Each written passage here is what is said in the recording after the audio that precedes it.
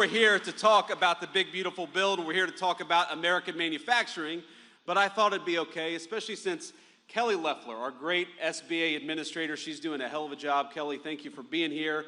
Thank you for doing everything that you do. And, you know, Kelly did such a good job talking about what the big, beautiful bill would do for all of you. I don't think I have to talk about anything except for what I want to talk about. So we'll get to that in a second, but I don't know if you all saw this headline, because I know every single American here cares about border security. Is that right?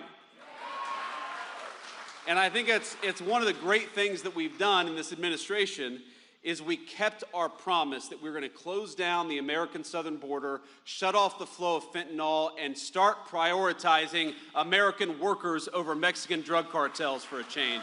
That is a great accomplishment.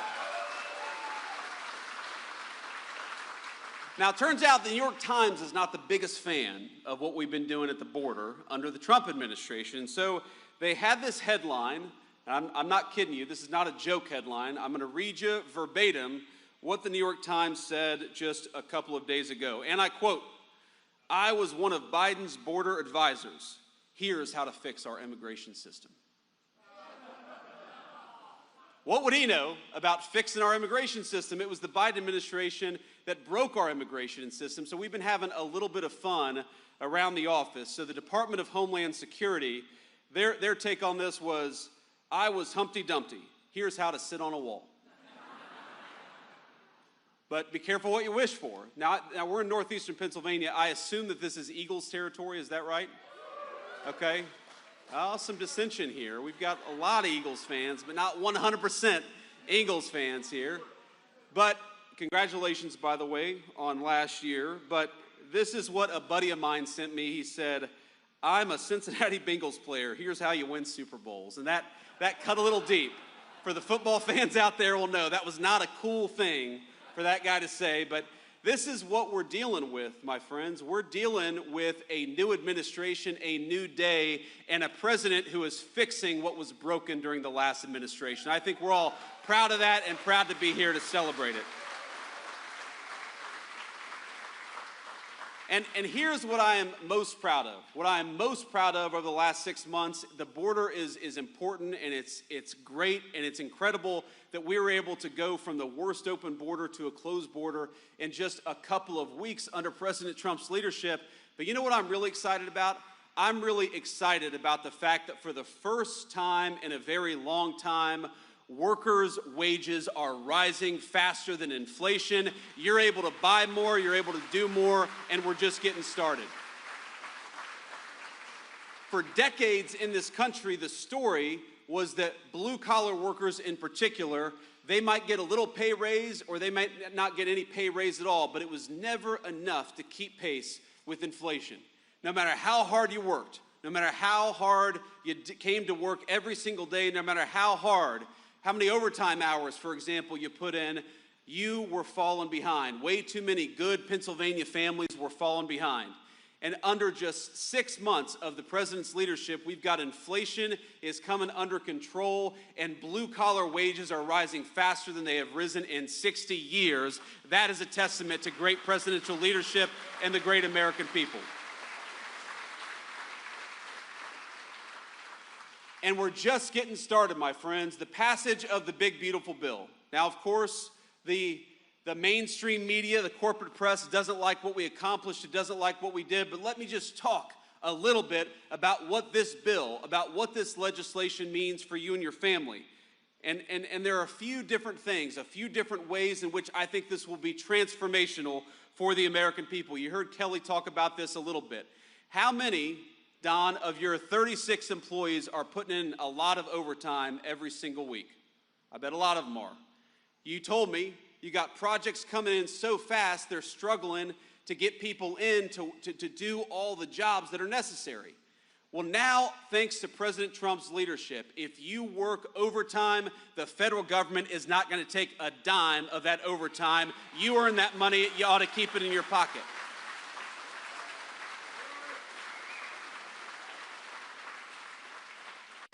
And while we're on that topic, why is it? You know, the big, beautiful bill was about taxes, it was about spending, it was about investing in America's future.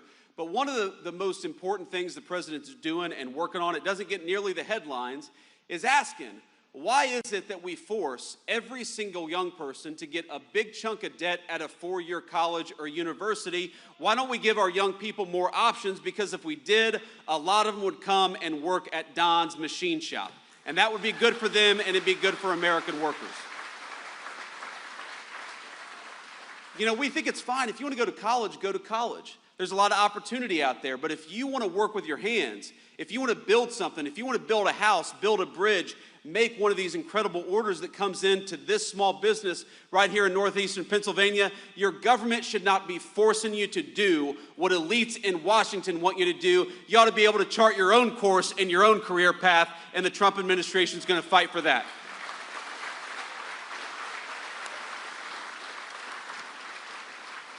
But, you know, here are just some of the other things that we're doing with this one big, beautiful bill. You know that we are creating the biggest tax breaks maybe in American history for investing and building in the United States of America. So if you're a small business, if you're a medium-sized business, if you want to invest in American workers, we are going to make it so you pay less taxes. Invest in Americans and your government ought to reward you. Isn't that common sense?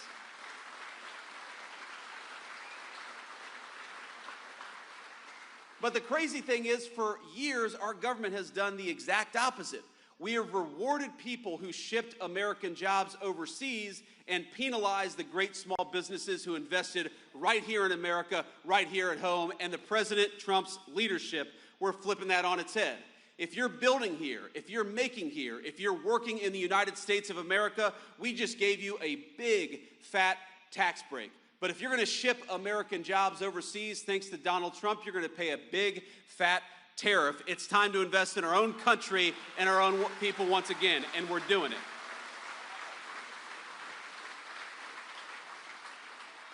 And here's the crazy thing. While we worked so hard, without a single Democrat in Congress supported this legislation, we worked so hard to get this legislation passed, to cut your taxes, to prevent big tax increases, to make it easier to save and invest right here in this great country that all of us love. Would you believe that the Democrats, they are attacking us every single day? And you know what their big line of attack is? Their big line of attack is that Donald Trump dares to put tariffs on foreign countries who try to bring their crap into the United States of America. And that's interesting to me, because Democrats seem to like everything that increases taxes. If you've got a health care problem, they'll say, well, just raise taxes, right? Health care costs in this country, we're working on it, they're way too expensive. Democrats will say, well, just raise taxes. We got not enough people working. Democrats will say, just raise taxes. That's their solution to every single problem. But you know, the one group of people in the entire world that they don't seem interested in penalizing, it's foreign countries that take advantage of this country, and that's got to stop. Part of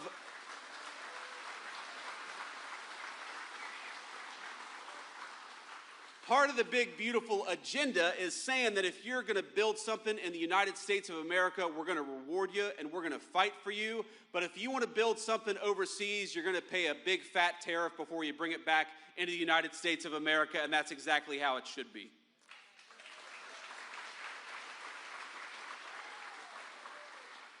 For the first time, really in my lifetime, I'm 40 years old, I turned 40.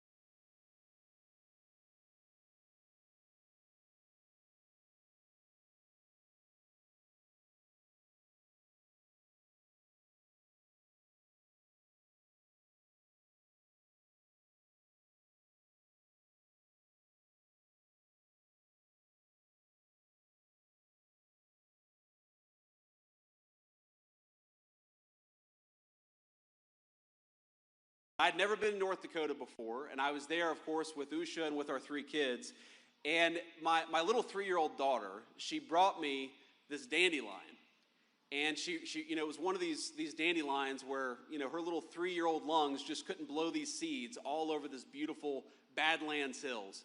And I'm looking out there and I see the American flag and I see these beautiful hills and I help her out and we see these dandelions floating over this beautiful American scenery. And I think to myself, my God, what a beautiful country we have. And how lucky it is that our forefathers gave us this land to carve out a new nation and I think a new civilization. And what I realize is, in all of our jobs, whether you're working at Don's Machining or whether you're the Vice President of the United States, we're worried about the day-to-day. We're worried about the orders that come in. We're worried about, clients that we've got to serve. We're worried about, getting the big, beautiful bill passed and counting votes. That's what I was doing a lot in the last few weeks. But I realized that it's all in the service of something. It's all in the service of giving our kids the incredible opportunities that we've had. It's in the service of watching a child's face light up when she sees America's beauty. And I saw it on her face and in her eyes for the first time, realizing what a beautiful landscape this was. It's about the cookouts. It's about seeing our kids grow up and learn something that they have a passion for. It's about believing that the next generation is going to have a better life than we had because we worked our tails off to give it to them. That's the American dream, my friends. That's what it's all about.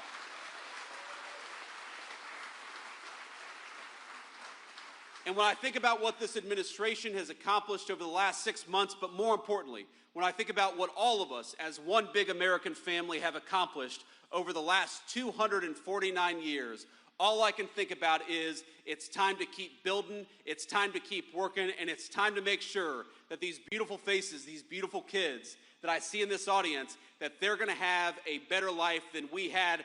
That is the promise of America, and we will never stop fighting to give it to the next generation. God bless you all, and thank you for having me. It's great to be here.